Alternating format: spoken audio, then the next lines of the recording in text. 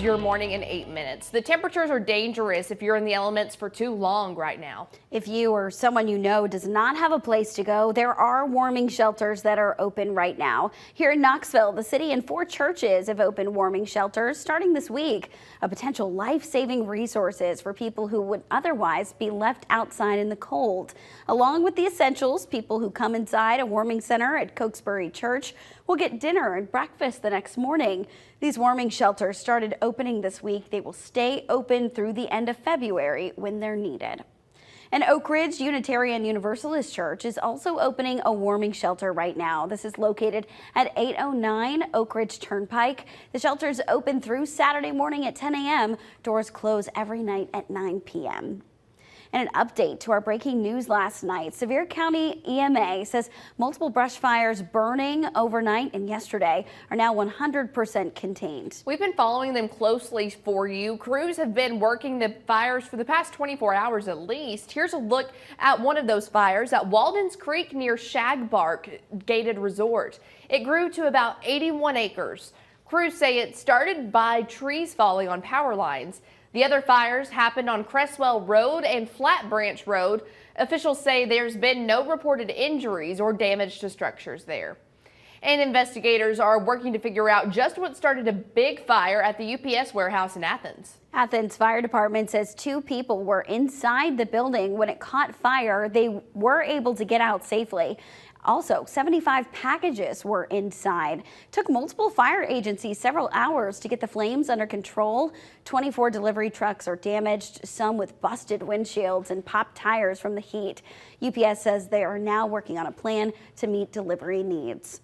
Well, right now it's the final week for Salvation Army Angel Tree adoptions in Sevier and Cocke counties. Yeah, great program there. There are still around 400 angels that have been adopted but haven't had gifts returned yet. There are still angel tree tags out at both the Walmart Supercenters in Sevierville and Newport to be adopted as well. The Salvation Army says if you've taken an angel tag from a Walmart, please return the gifts as soon as possible so those kids can have a great Christmas.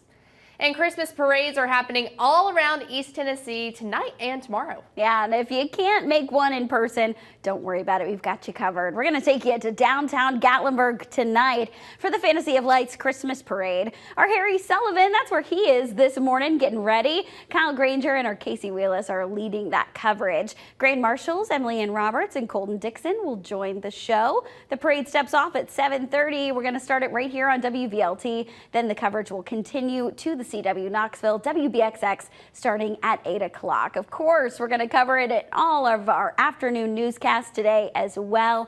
Again, this is happening tonight. A lot of exciting stuff there. And Knoxville's hosting the WIVK Christmas Parade tonight as well in downtown. The parade steps off at 7 p.m. on Gay Street. This year's parade will feature 114 displays, including 8 high school marching bands. Now, this is going to close some major roads downtown ahead of time, some in the afternoon. Gay Street from Main Street and Magnolia Avenue will close starting at 6:15 tonight. And it is 6:55 this morning. Let's go ahead and get a look at that first alert traffic as you may be getting out the door on this Friday morning. Here's a live look at Pellissippi at Kingston Pike. Not seeing any traffic flow hardly down there. Looking really good across the board. Not seeing any issues out there as you're getting started this morning. Here's a look at West Knox County. I-40 and Pellissippi Parkway both looking great. 40-75 split looks good as well. And hopping closer to downtown, starting to see a bit of that regular morning rush traffic there on I-75 South where folks are going to merge onto 640, but overall it's looking pretty good. 6:56. Don't forget all the extra accessories to go with that big warm coat. At least we'll need the sunglasses as well. But honestly, you'll probably have on the warm coat, the gloves, the scarf all day long. This morning, though, if you had exposed skin, you could get frostbite in as little as 10 to 15 minutes throughout our area. So that's why those extra layers are so important. At least we'll see that sun come up. We'll feel that direct sunshine. But right now it is 17 in Knoxville. We just dipped another couple degrees. 14 in Sevierville, 10 in Oneida, and 12 in Crossville. This afternoon with sunshine, we'll make it to 38, so we're about 15 degrees below average all day long through tomorrow morning.